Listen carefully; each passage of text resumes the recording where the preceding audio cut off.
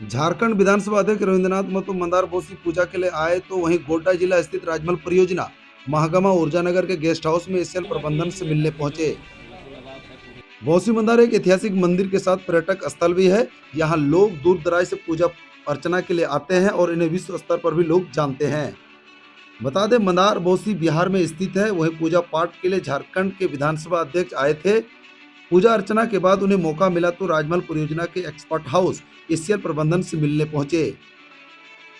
वहीं एसीएल के CMD AP पांडा, GM Ramesh Chandra Mohapatra सहित एसीएल पदाधिकारियों से लंबी बातचीत की गई। मालूम हो कि लगातार राजमहल परियोजना जमीन के संकट से परियोजना सिकुड़ने के कगार पर है।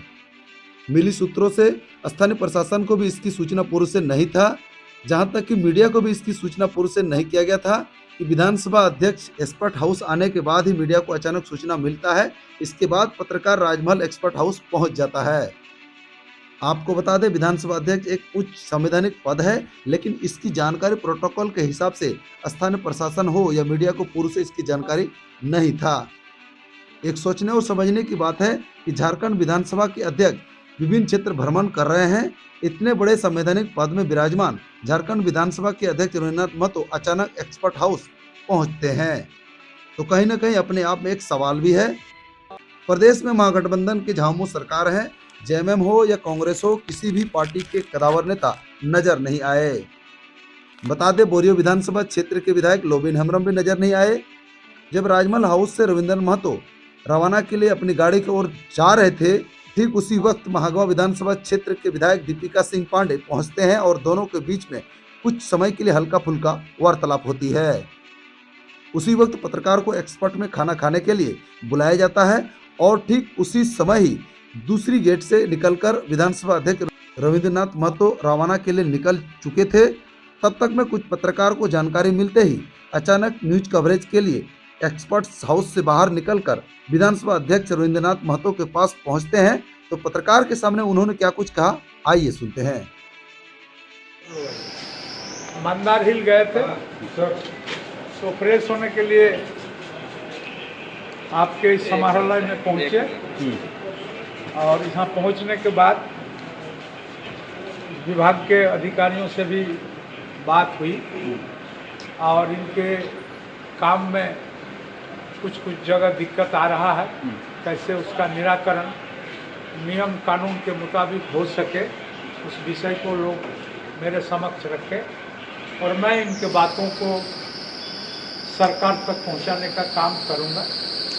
और मुझे जैसे उम्मीद है कि सरकार के पास ये काम और ये विषय जाएगा तो समाधान के लिए आगे बढ़ेंगे।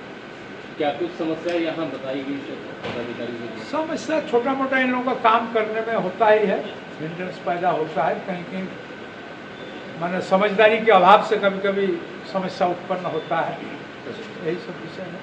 भूमि अधिग्रहण एक बड़ा मसला रहा है यहाँ पे। यहाँ नहीं, पूरे झारखंड राज्य में भूमि अधिग्रहण आज से नहीं, बल्कि हम लोग जब एकीकृत बिहार में थे उस समय से ही भूमि अधिग्रहण एक बहुत बड़ा मसला हुआ है। और भूमि अधिग्रहण के मसले के चलते बहुत सारा प्रोजेक्ट में यहाँ के लोगों के लिए प्रतिकूल प्रभाव भी पड़ा। और आज हम लोग जिस तरह बोलते हैं माइंस और मिनरल्स हमारे यहाँ पर है, तो ये आज के समय में आशीर्वाद के बदले अभिशाप में परिणत होते जा रहा है। इसीलिए आज हम लोग हमेशा एक चीज़ समझ लेना चाहते हैं कि जो भी रिहेबिलिटेशन पॉलिसी बनेगा वो हमारे यहाँ के लोगों के हित में बनेगा और प्रोजेक्ट यहाँ पर शुरू होगा। पहले जिस तरह का गलती हुआ है उस तरह का गलती न हो, ताकि लोगों को विस्थापन का दर्द से झेलना पड़े।